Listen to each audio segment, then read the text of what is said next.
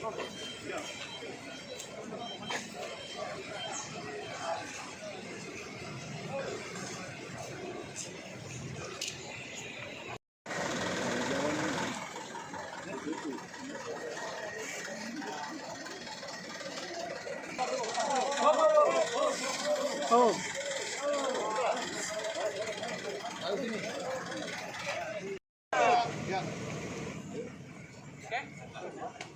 Cabut ekspor, larangan ekspor CPO.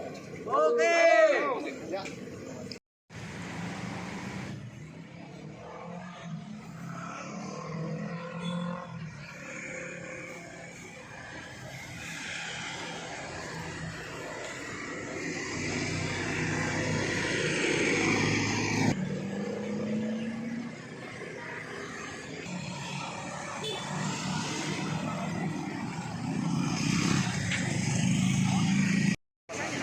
Jangan kita berdebat, cuma kita tidak salah.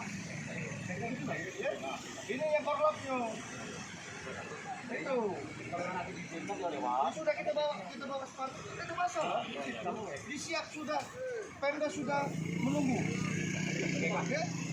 Mengusulkan ke Pak Presiden supaya larangan ekspor CPO dan rangkaiannya itu dicabut, karena dari itu larangan ekspor CPO ini mengakibatkan kami petani betul-betul menderita. Harga bila bukan turun lagi, berubah harga dari rata-rata kami terima sebelum ditutup ekspor itu kami bisa menerima 3.100 per kilo. Setelah terjadi penutupan itu sekarang ini tinggal 1.100 per kilo. Itu di tingkat petani Pak ya? Tingkat petani, betul, tingkat petani. Untuk yang sawit kecil lebih rendah lagi, yang dulunya 2.500, sekarang tinggal 500. Bahkan sudah banyak yang tidak bisa dijual. Pabrik tidak bisa menerima lagi yang sawit kecil. Jadi Pak, sawit-sawit yang sampai saat ini yang dengan harga turun itu gimana Pak di lapangan sendiri, di kebun juga? Ya dijual dengan seadanya, selakunya. Kadang-kadang ya banyak yang busuk di lapangan. Belum kadang tertunda dipanen dari panen. Oh, jadi nggak dipanen Pak ya? Iya, karena akan banyak makan biaya, mau papan, mau kangen, sedangkan nilai jualnya kurang bagus. Harapan kita bisa cepat. Harapan kita supaya dari Bapak Jokowi selaku orang tua kami, saudara pimpinan kami, presiden kami, larangan ekspor CPO dan rangkaiannya dicabut sehingga perusahaan mampu mengekspor, sehingga perusahaan juga mampu membeli sawit petani dengan harga yang layak. Ada kendala lain Pak? Yang keduanya, pihak pabrik dalam membeli TBS petani itu akan disesuaikan dengan penetapan harga yang tetap di diskon. Ini kan yang terjadi sekarang kan tidak.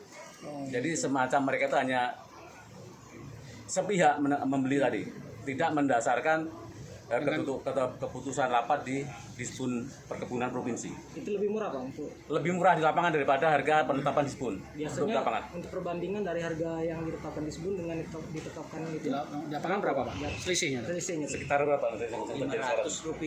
Sekitar 500-an. Jadi dari misalnya 3.100 jadi 2.500-an? Iya, sekitar itu. Untuk kendala lain Pak, selain itu ada lain?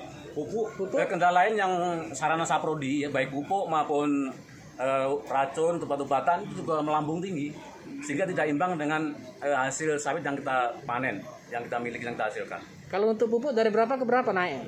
Pupuk ini kalau yang urea dulu berapa, yang itu yang non subsidi yang kita bicarakan ya? Ya. Pokoknya hampir 100% sekarang ya.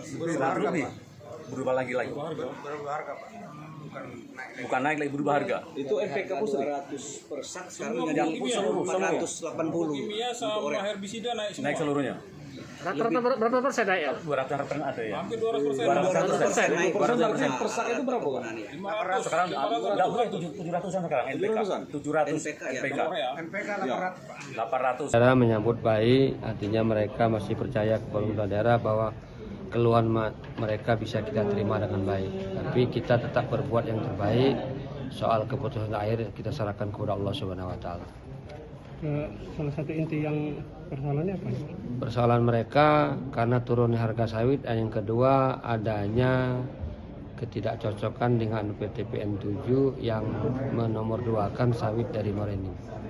Di langkah-langkah yang akan kita lakukan. Langkah-langkah yang akan kita lakukan besok, kita undang PTPN 7 untuk kita rapatkan di sini, dan kalaupun PTPN 7 yang di sini tidak bisa memberikan jawaban yang memuaskan, kita akan lanjutkan ke Lampung.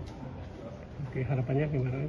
Ya, harapannya tentunya akan berjalan dengan baik dan harga sawit tetap akan lebih baik walaupun pemerintah tetap tidak atau melarang ekspor sawit ke luar negeri. Hai pemirsa Sri Popo TV, jangan lupa komen, like, dan subscribe serta tonton terus berita-berita terupdate lainnya ya.